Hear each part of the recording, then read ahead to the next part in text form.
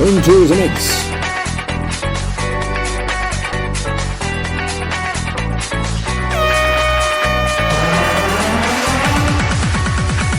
Le meilleur des meilleurs. Le top de top.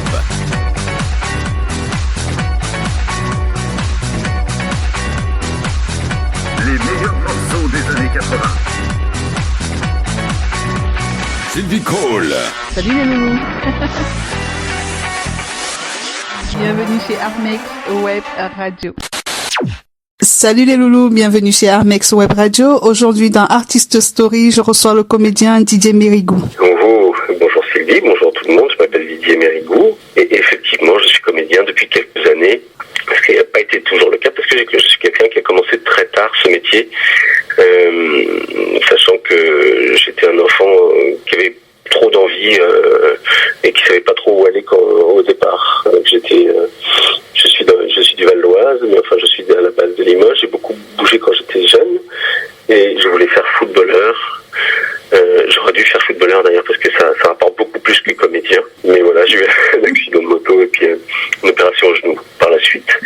Et ensuite j'ai vécu quelques années sur Nice. J'étais commercial, je travaillais à Monaco et n'arrivant pas à parler à mes clients parce que j'étais trop timide, j'ai commencé à faire du théâtre à Nice. J'en ai fait pendant quelques années. J'ai tout de suite travaillé énormément à Nice, en dehors de mon métier. Je suis remonté sur Paris et puis j'ai fait l'école Florent parce que j'étais déjà mordu par le théâtre. Et puis à la suite de l'école Florent, on m'a tout de suite proposé de travailler au théâtre. Voilà, donc la base de mon travail c'est le théâtre depuis 1998 maintenant. Les années passent trop vite.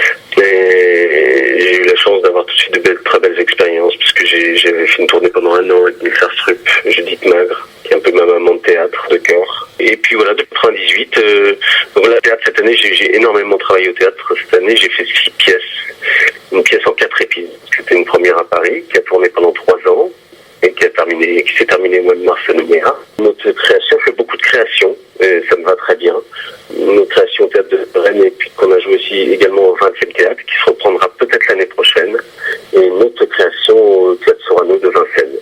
Après, l'intérêt de ce métier, c'est de faire plein de choses totalement différentes, d'où le cinéma, d'où la télé, d'où le doublage, d'où tout ce qu'on peut prendre, il faut prendre, comme dans la vie, je crois. Et j'ai la chance de pouvoir faire un peu de tout, de la télé. Depuis quelques années, on me donne des seconds rôles, souvent des rôles de méchants, mais ça me va très bien, parce qu'il y a des choses à défendre dans les rôles de méchants. Je ne sais pas quand même pouvoir avoir fait quelques temps des rôles de plus gentils, et puis voilà, du cinéma, des clips, tout ce qui se présente.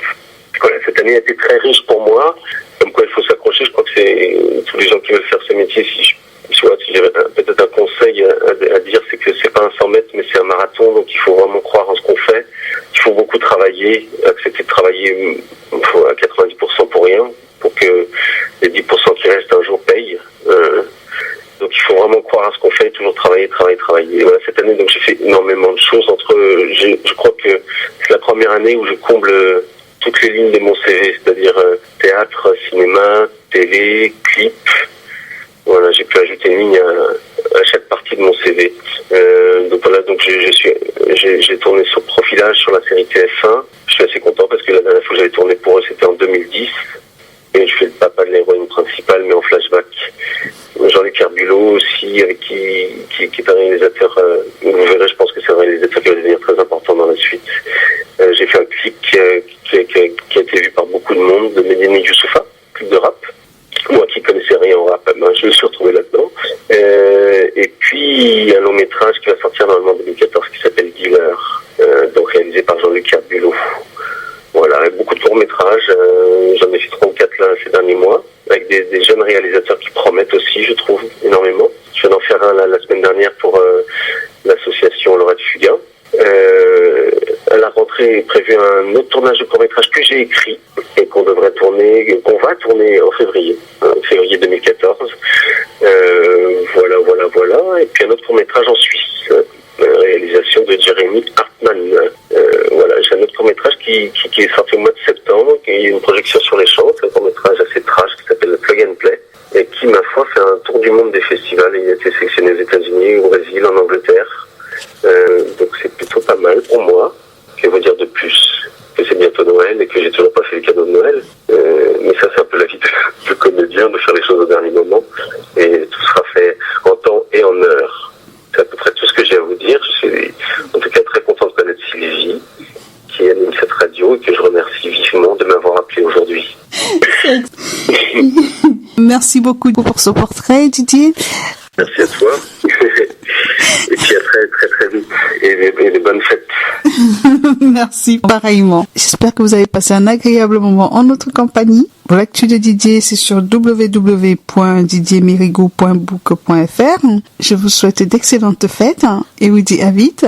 Je vous embrasse bien fort. C'était Sylvie Cole. Au revoir.